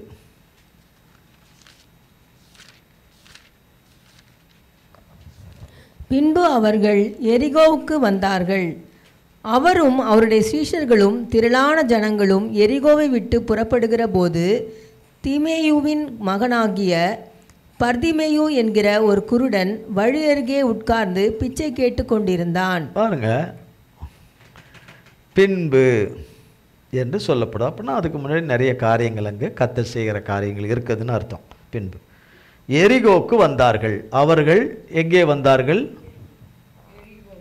எரிகோக்கு வந்தார்கள். எரிகோக்கு வந்தார்கள். அவரும் அவருடைய சீஷர்களும், அவரும் அவருடைய 12 சீஷர்களும் திரளான ஜனம் அப்படின்னு போட்டிருக்கு. திரளான ஜனம் அப்படின்னா 100 கணக்கில் இருக்கும், 1000 கணக்கில் இருக்கும். 1000 கணக்கான ஜனம் என்று சொன்னால் ஒரு சின்ன ரூம்குள்ளே இருக்கலாம். அந்த 1000 ஜனங்கன்றது ஒரு ரூம்குள்ளே இருக்கலாம், ஒரு சின்ன ஹாலுக்குள்ளே இருக்கலாம். ஒரு 1000 பேருன்றது 1000 கணக்கான பேருங்கன்றது கொஞ்சம் சின்ன இடத்துல இருக்கலாம். எவ்வளோ பெரிய ஒரு கூட்டம், எவ்வளோ பெரிய இடம். வர்றாங்க, நடந்து வர்றாங்க. என்ன வர்றாங்க? நடந்து வர்றாங்க. நடந்து வந்துக்கிட்டு இருக்காங்க. நடந்து திறனாங்க. எரிகோவை விட்டு புறப்படுகிற போது தீமேயின் மகனாகிய பர்த்திமேயு என்கிற ஒரு குருடன் வழி அருகே உட்கார்ந்து பிச்சை கேட்டு கொண்டிருந்தான். அவனுக்கு பிச்சை கேட்க பிறந்தனாக இருந்து குருடனாக இருக்கிறதுனால பிழைக்கிறதுக்காக அவர் பிச்சை எடுத்துக்கொண்டு இருக்கிறார்.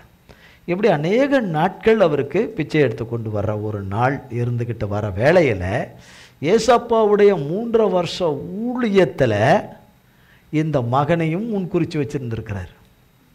இந்த காலத்தில் அவனை குறித்து அவன் கண் பார்வை அடைய வேண்டும், அதுக்கேற்ற விசுவாசம் அவனுக்கு இருக்குது, அதுக்கேற்ற தேவ நம்பிக்கை இருக்குது. கர்த்தர் தருகிற இந்த சான்ஸை, இந்த ஆப்பர்ச்சுனிட்டியை அவன் பயன்படுத்தி கொள்வான் என்று கர்த்தர் எண்ணினார், நினைத்தார், தீர்மானித்தார். அதன்படியே அது நடக்க போகுது என்பது அவருக்கு தெரியும். ஆனால் அந்த பர்த்திமேயுவுக்கு தெரியாது. ஒரு நாள் வந்தது, ஏசப்பா அவன் வாழ்க்கையில் வருகிற ஒரு நாள் வந்தது. அந்த நாளில் இனி பிச்சை எடுக்கிற வாழ்க்கை அவனை விட்டு போகுதுன்னு, பிச்சை எடுக்கிற வாழ்க்கை அவனை விட்டு போகுது. அவன் எல்லோரையும் போல பார்க்க முடியாத நிலைமை அவனை விட்டு போக போகுது. இனி பார்க்கக்கூடிய நிலைமை அவனுக்கு வரப்போகுது. இது எதுவுமே பணத்தினால, செல்வத்தினால, சாமர்த்தியத்தினால, மனுஷ சாரூரியத்தினால, வேற எந்த சக்தியாலும் செய்ய முடியாததை இயேசு கிறிஸ்து ஒருவரே, பிதாவின் ஒரே பேரான குமாரனாகிய நம்முடைய இரட்சகராகிய இயேசு கிறிஸ்து மட்டும்தான் செய்ய முடியும்.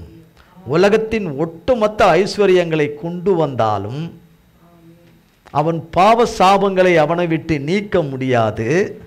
அவன் தரித்திரத்தை அவனை விட்டு, அவைக்குரிய தரித்திரத்தை அறவே நீக்க முடியாது. அவனில் இருக்கிற அந்த பார்வை இல்லாத நிலைமையை மாற்றி புது கண்ணு அவனுக்கு கொடுக்க முடியாது. சன நேரத்தில், நொடி பொழுதில் ஒரு புதிய கண் பார்வையை கொடுக்கவே முடியாது. அவனுக்கு ஒரு புது வாழ்வு கொடுக்க முடியவே முடியாது. எவைகளான மனுஷர் உலகத்திலே இது இருந்தால் போதும் என்று சொல்கிற எந்த ஐஸ்வர்யமும் இது செய்யாது, எதுவுமே செய்யாது.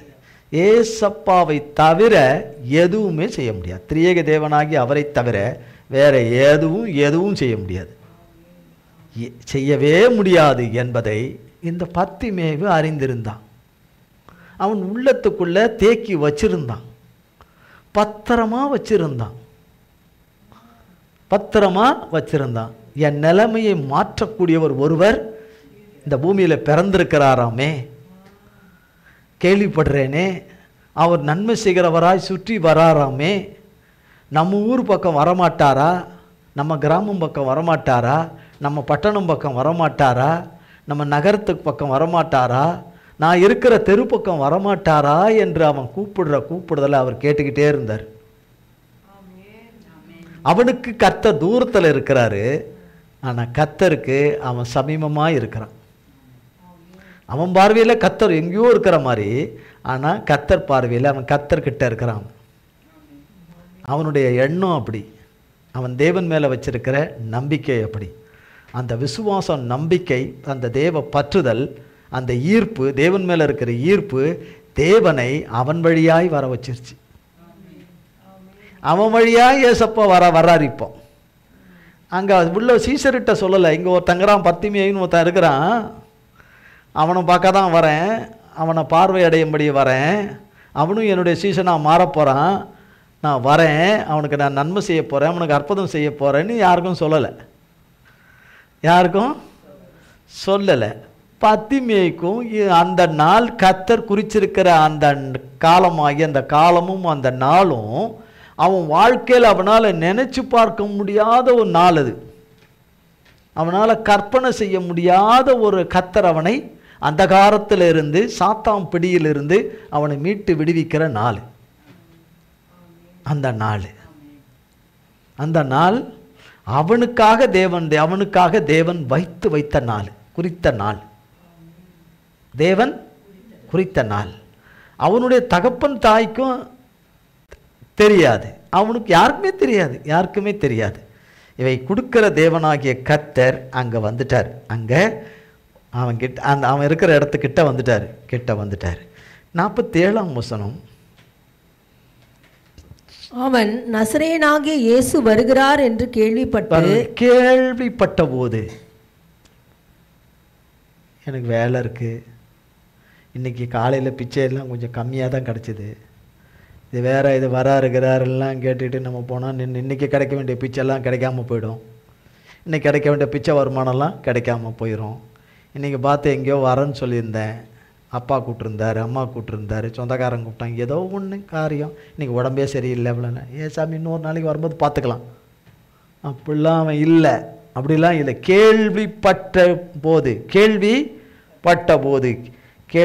யாரோ ஏசாமி பற்றி அவன் சுத்தமாகவே தெரியாதவனாக இருந்தா, யாரோ ஏசாமி வராரான்னு சொல்லி பேசிக்கிட்டு ஜனங்கள்லாம் பேசுகிறாங்க கொள்கிறாங்கன்னா யாரையும் பேசுகிறாங்கன்னு நினச்சிருப்பான். ஏற்கனவே அவன் இயேசுவை கேள்விப்பட்டு அறிந்திருந்ததுனால இயேசு வருகிறார் என்று கேள்விப்பட்டு, இயேசுவே தாவீதின் குமாரனே எனக்கு இரங்கும் என்று கூப்பிடத் தொடங்கினான். அப்போ நம்ம கேட்குறோம்ல, ஆண்டவரே என் தப்பிதத்தை மன்னிங்க, நான் வழி தவறி போன பாவத்தை மன்னிங்க, உம்மை விட்டுட்டு ஆண்டவரே உம்மை விட்டு வெடிப்புள்ள தொட்டியை தெரிஞ்சு கொண்ட என்னை மன்னிச்சிருங்க ஆண்டவரே, ஜீவ ஊற்றாகிய உம்மை விட்டு சாத்தானின் மனுஷர்களை தெரிந்து கொண்டு ஆண்டவரே பேலியாட்கள் பின்னாக போய் தீர்க்க தரிசனங்களை பின்பற்றி போன எல்லா பாவத்தையும் மன்னிச்சிருங்க, சத்ரு வஞ்சிக்கும்படி காத்திருந்த காலத்துக்கு என்னை இடம் கொடுத்ததுக்காக மன்னிச்சிருங்க, அவனுங்க சிறைபிடிக்கணும்னு நினச்ச காலத்துக்காக எண்ணினவற்றுக்கு என்னையே சிறையாக்கி உன்முடி கொடுத்துட்டதுக்காக மன்னிச்சிருங்க, என்னுடைய எல்லா விதமான மீறுதல்களும் பாவங்களும் கீழ்ப்படியாமைகளும் துரோகத்தனங்களை எல்லாம் மன்னிச்சிருங்க, உங்கள் நம்பிக்கையை குலைத்து போட்டதுக்காக மன்னிச்சிருங்க, உம்முடைய நாமத்தை பரிசுத்த குலைச்சனாக்கிற மன்னிச்சிருங்க, சத்துருக்கள் தூஷிக்கும்படி செய்ததுக்காக மன்னிச்சிருங்க, இந்த இடுக்கத்தையும் நெருக்கத்தையும் சிறுமையையும் ஆண்டவரே நிமிர முடியாத இந்த நிலைமையையும் வறுமையும் சம்பாதித்ததுக்காக அவமானங்களை சம்பாதித்து கொண்டதுக்காக மன்னிச்சிருங்க, என்னுடைய எல்லா துணிகரங்களை மன்னிச்சிருங்க, தகப்பனே மன்னிச்சிருங்க, கிருபையா இறக்கம் காட்டுங்கன்னு வருஷ கணக்கில் கதறுகிற பிள்ளைகளுக்கு பழைய ஏற்பாட்டிலே பிதாவாகிய தேவன் தம்முடைய ஜனத்துக்கு முறையிடுதலுக்கு கேட்டு அவரே கேட்குறாரு, உங்களை நான் அப்பப்போ நீங்கள் பண்ணும் போதெல்லாம் உங்களை நான் மீட்டு விடுவிக்கவில்லையா அப்படின்னு கேட்டுட்டு கடைசியில் நாங்கள் இனிமேல் இப்படி பாகாலுக்கு பின்னாடி போக மாட்டோம், அதை செய்ய மாட்டோம், அசுரத்துக்கு பின்னாடி போக மாட்டோம், இப்படி போக மாட்டோம், எல்லாவற்றுக்கும் பெலிஸ்தர்களை பின்னாடி போக மாட்டோம் எல்லாம் சொல்லும்போது, உண்மையாய் சொல்லும்போது கர்த்தர் மனது உருகினார் என்று வாசித்தோம். நியாயாதிபதிகள் 10ஆம் அதிகாரம் 16ஆம் வசனத்தில். அப்போ புதிய ஏற்பாட்டு காலம் பிதாவாகிய தேவன் தம்முடைய குமாரனை அனுப்பி உலக இரட்சகரை, உலக மீட்பரை, விடுதலை நாயகனை இந்த உலகத்துக்கு அனுப்பி மன்னிப்பை கொண்டு வந்து கொடுத்து தம்முடைய அன்பை குமாரன் மூலமாய் சிலுவையில் முழுமையாய் வெளிப்படுத்தி செய்து முடிக்க போகிற இப்போ முடித்த காலம், முடித்த 2000 வருஷம் ஆன காலம், அப்போ முடிக்க போகிற காலம், செய்து முடிக்க போகிற அந்த காலகட்டங்கள். அப்போ எவ்வளோ பெரிய கிருபையின் காலத்தை பிதாவாகிய தேவன் கிறிஸ்துவின் மூலமாய் தகப்பன் மூலமாய் நமக்கு கொடுத்துருக்கிறார். அப்போ இறங்கும் என்று கேட்கறது போல அவருடைய பிள்ளைங்க நாமும் இறங்கும் ஆண்டவரே, மன்னிச்சு இறங்கிருங்க ஆண்டவரே, என் துர்க்குணங்களை மன்னிங்க ஆண்டவரே, என்னுடைய கர்வத்தை மன்னிங்க, என் ஆணவத்தை மன்னிவிங்க, பெருமையாய் பேசினவைகளை மன்னிச்சிருங்க, நடந்தவைகளை மன்னிச்சிருங்கப்பா. மனுஷன் திருப்பி சொன்னதையே சொல்லி குத்தி சாவடிப்பான், வருஷக்கணக்கில் எத்தனை வருஷம் ஆனாலும் சொல்லி சாவடிப்பான் மனுஷன். நீரோ அப்படி இருக்க மாட்டீர் என்று 103ஆம் சங்கீதத்தில் சொல்லப்படுது. தகப்பனே இறங்குங்க ஆண்டவரே, கிழக்குக்கும் மேற்குக்கும் எவ்வளோ தூரமோ அப்படி உடைய பிள்ளைகளுடைய பாவத்தை நீர் அகற்றி போடுகிற தேவன். தகப்பன் தன் பிள்ளைகளுக்கு இறங்குறது போல நீர் இறங்குகிற தேவன் உம்முடைய பிள்ளைகளுக்கு இறங்குகிற தேவன்.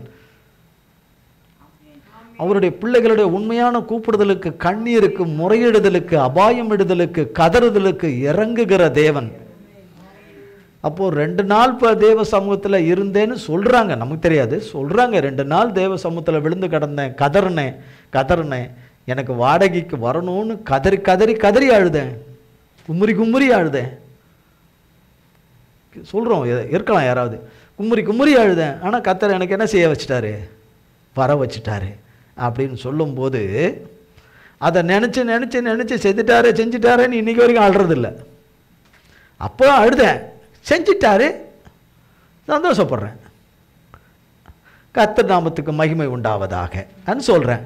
ஆனால் செஞ்சிட்டாரே அந்த இப்படி எப்படி செஞ்சிட்டாருன்னு சொல்லி அழுவலை. செய்யணும்னு அழுது, செஞ்சிட்டாருன்னு அழ போகிறதில்ல.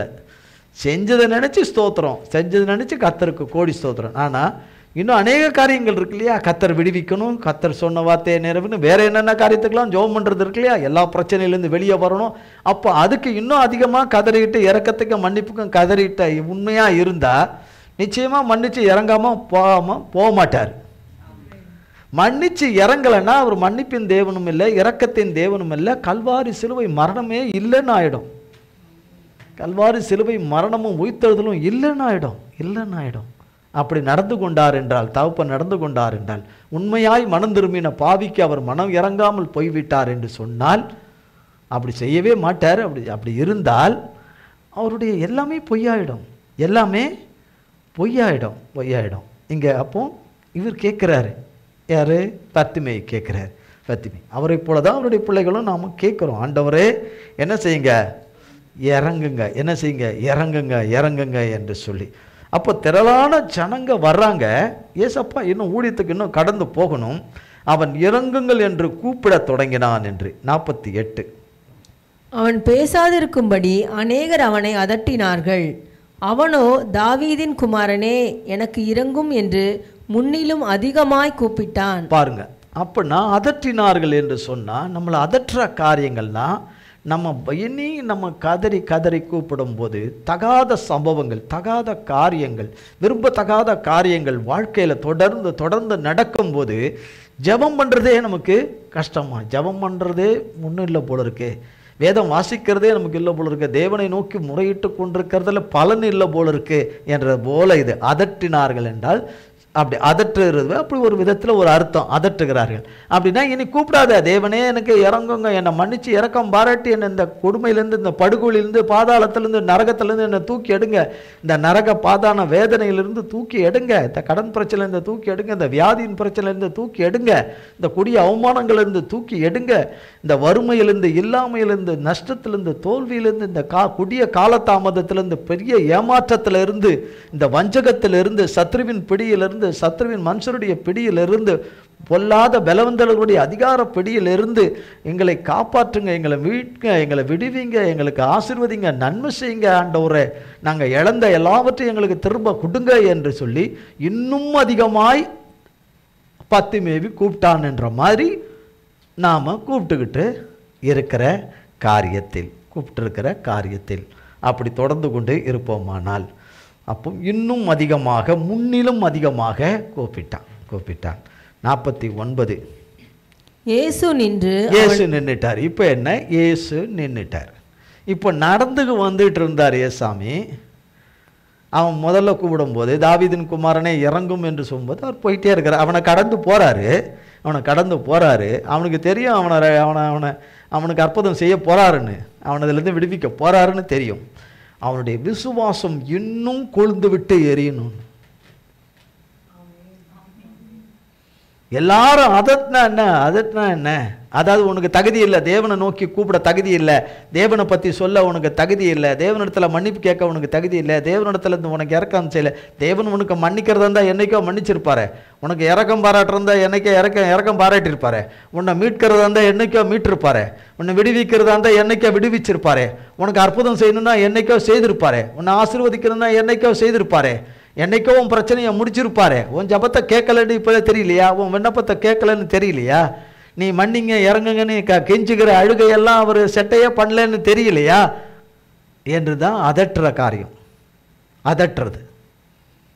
கூப்பிடாத, கும்பிடாத, சேவிக்காத, ஊழியம் பண்ணாத, ஆலயங்களுக்கு போவாத, ஆலயத்துக்கு போவாத, அவரை ஆராதிக்காத, நீ இருக்காத, எல்லையிலேயே இருக்காத, அங்க இருக்காத, இங்க இருக்காத என்று சொல்லுகிற கூட்டம், சொல்லுகிற கூட்டம் கூட்டம் என்று அதட்டுகிறார். அப்போ அதட்டினார்கள் என்று அவர் இன்னும் அதிகமாய் கூப்பிட்ட பொழுது இயேசு நின்றுட்டு ஏசப்பாவை நிற்க வச்சுட்டான். ஏசப்பாவை நிற்க வச்சுட்டான். நம்ம எப்படி நிற்க வைக்கிறோமா, இன்னமும் நம்ம ஏசப்பா நடந்து போய்கிட்டே இருக்கணும்னு விட்டுக்கிட்டு இருக்கிறோமான்னு தெரியல, நிற்க வச்சிருக்கிறோமான்னு தெரியல. நின்றுட்டார். நின்று அவனை அழைத்து வர சொன்னார். இப்போ அதட்டினவங்க கதியெல்லாம் என்ன? அடப்பாவிகளா, நம்ம எல்லாம் அதட்டணுமே. பின்னாடி கடைசியில் அவனை வர சொல்லிட்டாரு. அவனை என்ன சொல்லிட்டாரு? வர சொல்லி அவன்கிட்ட 2 வார்த்தை பேசிட்டு, நீ எந்த ஊருப்பா, நீ பத்துமேயும், உங்கள் அம்மா அப்பாலாம் யார், நீ நம்ம ஊர் பக்கமா, நீ என்ன ஏது, அப்படியா நம்ம ஊரா நீ அப்படின்னு, உன் பாஷை அப்படி தெரியுதே, உன் வார்த்தை தெரியுது, அடாடாடாடா. அப்புறம் இன்றைக்கி அம்மா உனக்கு என்ன செஞ்சு கொடுத்தாங்க, என்ன சாப்பிட்ட, கஞ்சி குடிச்சா காலையில், பழுது குடிச்சா, இதெல்லாம் கேட்கறதுக்காக கூப்பிட்றாரு? இல்லை, அவனுக்கு எதை கூப்பிட்றான்? ஏசப்பா கிட்ட காண கிடைக்காத இறைவன், அந்த எம்பெருமான் இங்கே வந்திருக்கிறாரு, அந்த பரஞ்சோதி இங்கே வந்திருக்கிறாரு. இந்த காலத்தை நான் விட்டுறக்கூடாது, இந்த தருணத்தை நான் விட்டுறக்கூடாது, இந்த குறித்த இந்த காலத்தையும் வேலையை நான் விட்டுறவே கூடாது, எனக்காகவே வந்திருக்கிறாருங்க என்ற எண்ணத்தோட கூட அவன் உறுதியாய் நின்றதுனால நான் சொல்லிட்டேன். அப்போ வர சொன்னார். அவர்கள் அந்த வாசிமா அவர்கள் அந்த குருடனை அழைத்து, திடங்கொள், எழுந்திரு, உன்னை அழைக்கிறார் என்றார்கள்.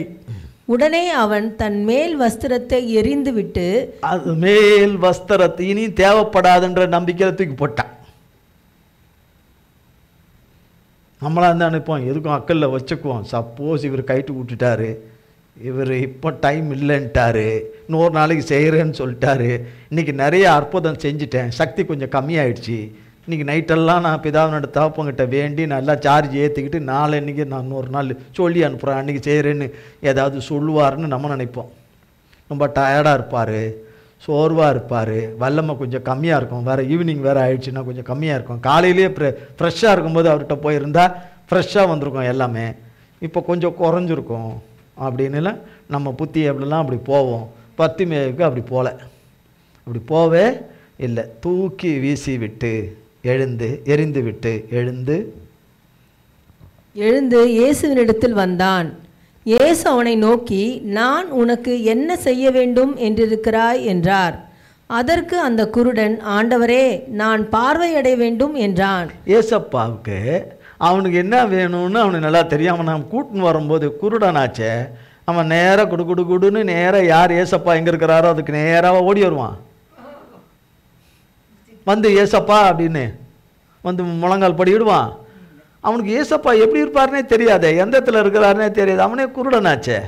அப்போ அவனை இழுத்துன்னு அவனை கூட்டின்னு வந்து இங்கே விடும்போது ஏசப்பாவுக்கு தெரியாது அவனுக்கு பார்வை இருக்கா பார்வை இல்லையான்னு.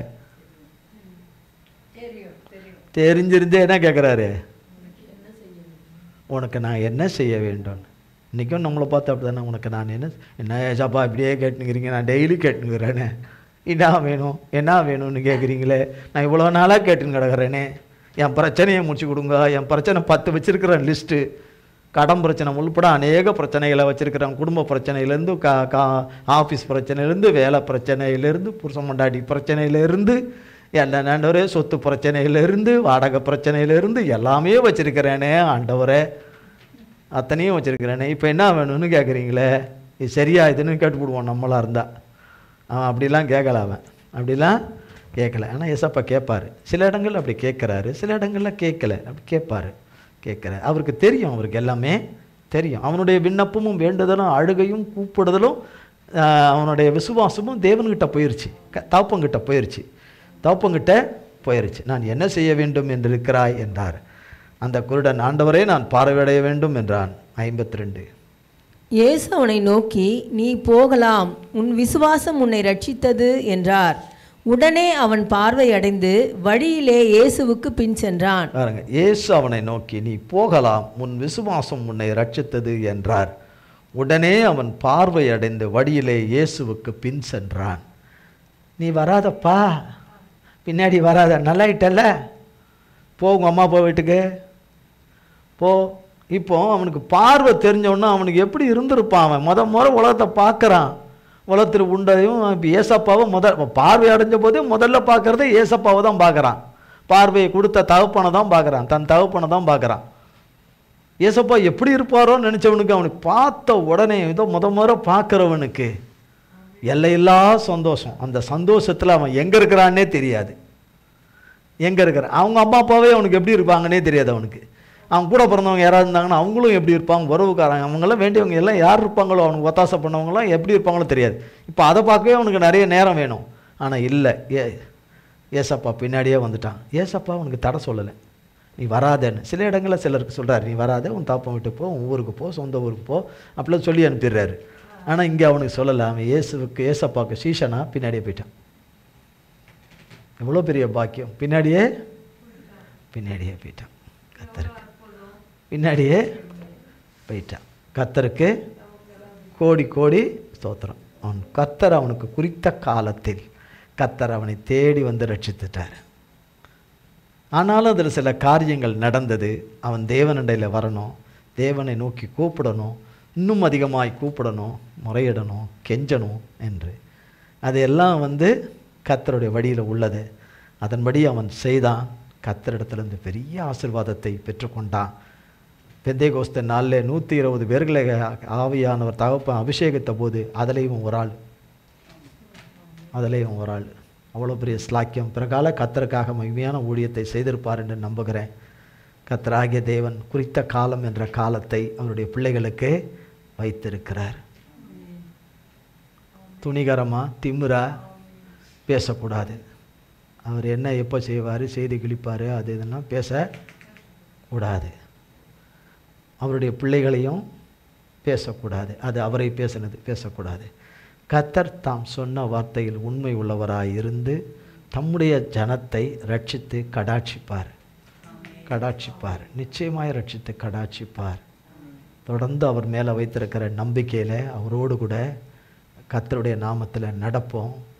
கர்த்தர் எந்த நேரமும் தமது கரத்தினால தம்முடைய பிள்ளைகளை விடுவித்து கர்த்தர் இளைப்பாறுதலுக்கு கொண்டு செல்வார். இளைப்பாறுதலை வாடும்படி செய்வார்.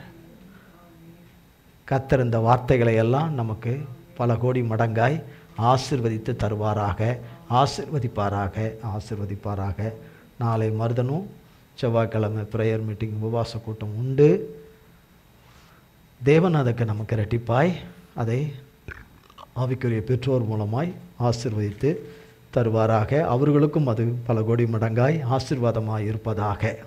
அதற்காக எல்லாவற்றுக்காகவும் ஜெபித்து கொள்ளுங்க.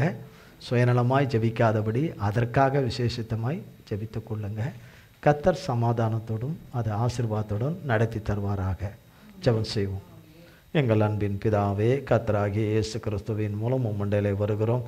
தந்தையாகிய தேவனே, இந்த நாளிலும் வேளையிலும் இந்த ஆராதனை வேளையிலே ஆராதனைக்குரியவர், பிரசனத்துக்குரியவர், அல்லேலூயா, நித்திய ஜீவனானவர், ஆண்டவரே, ஆடுகளின் பிரதான மேய்ப்பன், நீங்கள் வந்து இருந்து எல்லாவற்றையும் நடத்தி கொடுத்த எல்லா பாக்கியத்துக்காக கோடி கோடி ஸ்தோத்திரம். உம்முடைய செட்டைகளை விரித்தீரே, அதற்காய் ஸ்தோத்திரம். உம்முடைய மறைவுக்குள்ளே வைத்தீரே, அதற்காய் ஸ்தோத்திரம். உம்முடைய பிளவுண்ட மார்பகத்துக்குள்ளே வைத்து கொண்டீரே, அதற்காய் ஸ்தோத்திரம். உம்முடைய அடைக்கலத்துக்குள்ளே வைத்து கொண்டீரே, ஸ்தோத்திரம். அநாதி தேவனை உன் அடைக்கலம், அவர் நித்திய புயங்கள் ஆதாரம் என்கிற வார்த்தையின்படி கிருபை பாராட்டினரே, உமக்கு ஸ்தோத்திரம். தேவரீர் இன்றைக்கு வாசித்தபடியே ஆண்டவரே, நீர் இஸ்ரவேல் ஜனத்துக்கு மனதுருகுனது போல உண்மையாய் உம்மை நோக்கி ஆண்டவரே, தங்கள் பாவங்களின் நிமித்தம், மீறுதல்களின் நிமித்தம், ஆண்டவரே, எங்கள் மீறுதல்களின் நிமித்தம், எங்கள் துரோகங்களின் நிமித்தம் உம்மிடத்தில் முறையிட்டு கதறன உம்முடைய பிள்ளைகள் ஒவ்வொருவருக்கும் மனதுருகி இறங்குவீராக. இக்கட்டுகளும் நெருக்கங்களும் ஒடுக்குதல்களை அழித்து, சத்துருக்கள் கட்டியிருக்கிற சகலவற்றையும் அழித்து போட்டு கட்டவிழ்த்து உமது நாமத்தை உம்முடைய பிள்ளைகள் ஒவ்வொருவரையிலும் மகிழ்படும் கடன் இல்லாத வாழ்வும் பரிசுத்த வாழ்வையும் இளைப்பாதலையும் தந்து எங்கள் ஒவ்வொருவரையும் வாழ வைத்தருளும் உம்முடைய நல்வார்த்தைகளை வாக்குத்தத்தங்களையும் உம்முடைய தெய்வீகமான சித்தத்தின் நோக்கங்களையும் திட்டங்களையும் தீர்மானங்களையும் உம்முடைய பிள்ளைகளிலே நீர் நிறைவேற்ற வேண்டும் என்று வைத்திருக்கிற சகலவற்றையும் உம்முடைய பிள்ளைகளிலே நீர் நிறைவேற்றி முடிப்பீராக. இந்த நாளின் ஆராதனையும் ஆண்டவரை முழுமையும் நீர் ஆசீர்வதித்து லைவில் இணைந்த பிள்ளைகளுக்கும் ஆசீர்வதித்து கொடுத்த தெய்வக்காய் ஸ்தோத்திரம். எங்கள் அத்தனை பேரையும் உமது கரத்திலே உம்முடைய இரத்தத்துக்குள்ளே ஒப்பு கொடுக்குறோம். உம்முடைய கண்மணியாய் எங்களை காத்துக்கொள்ளும். எல்லா தீங்குக்கும் தீமைக்கும் பொல்லாப்புக்கும் சகல நாச மோசங்களுக்கும் சத்ருவின் கிரியைகளுக்கும் சத்ருவின் மனுஷருடைய கிரியைகளுக்கும் எண்ணங்களுக்கும் பார்வைகளுக்கும் வழிகளுக்கும் எங்களை விலக்கி காத்துக்கொள்ளும். உம்முடைய கல்வாரி இரத்தத்துக்குள்ளே எங்களை ஒப்பு கொடுக்கிறோம். இயேசு கிறிஸ்துவின் மூலம் ஜெபிக்கிறோம் பிதாவே. ஆமேன், ஆமேன், ஆமேன். என் ஆத்துமாவே கர்த்தரை ஸ்தோத்திரி, என் முழு உள்ளமேற் பரிசுத்த நாமத்தை ஸ்தோத்திரி. என் ஆத்துமாவே கர்த்தரை ஸ்தோத்திரி, கர்த்தர் செய்த சகல உபகாரங்களை மறவாதே. ஆமேன், ஆமேன், ஆமேன்.